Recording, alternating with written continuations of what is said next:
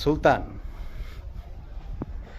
সুলতান, তোমার গলায় দড়িটা দিল কে?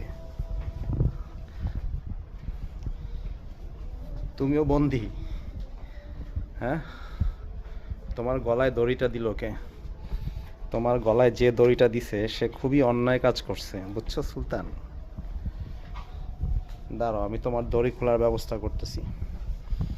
তোমার মা সুন্দরী এখানে খাচ্ছে, খ্যার খাচ্ছে।